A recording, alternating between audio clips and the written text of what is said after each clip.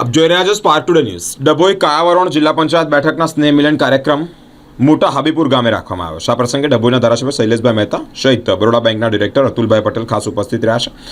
એપીએમસીની ચૂંટણી આવી રહી હોય ત્યારે હવે ગણતરીના દિવસો જ બાકી છે. ધારાસભ્ય શૈલેષભાઈ મહેતા દ્વારા એપીએમસીની ચૂંટણીને લઈને ભાજપા પ્રેરિત પેનલને વિજય બનાવવા માટે પ્રચાર કરવામાં આવ્યો છે. શૈલેષભાઈ મહેતાએ એપીએમસીમાં ભાજપની જ બોડી બનશે એનું જણાવ્યું છે. કોંગ્રેસ છોડી ભાજપમાં 70 ઉપરાંત કાર્યકર્તાઓ 70થી ઉપરાંત જે કાર્યકર્તાઓ શૈલેષભાઈ મહેતાના હસ્તે કેસરીઓ ધારણ કરી ભાજપમાં જોડાયા છે.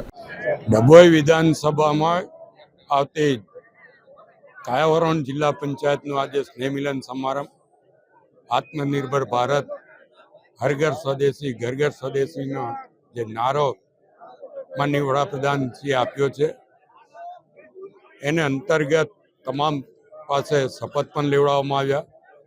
સ્વદેશી અપનાવવા માટે સ્વદેશીનો વધુમાં વધુ ઉપયોગ થાય, લોકલ કારીગરોને મહત્વ આપવું, લોકલ વેપારીઓને મહત્વ, લોકલ વસ્તુઓને મહત્વ આપવું એવી જે વડાપ્રધાનશ્રીએ ભાવના વ્યક્ત કરી છે એના ટેકામાં અહીંયા તમામે શપથ પણ લીધા છે. આપ જોઈ શકો છો કે મોટી સંખ્યામાં આજે ભારતીય જનતા પક્ષના આગેવાનો કાર્યકરો અહીંયા ઉપસ્થિત રહ્યા.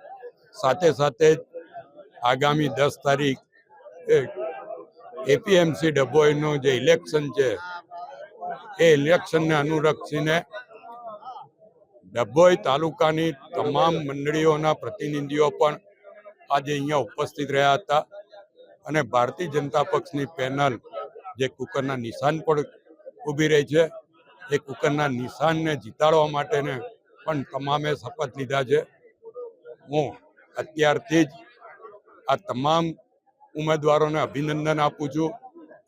પહેલીવાર ડભોઈ એપીએમસીમાં ભારતીય જનતા પક્ષનો બોર્ડ બનવા જઈ રહ્યું છે.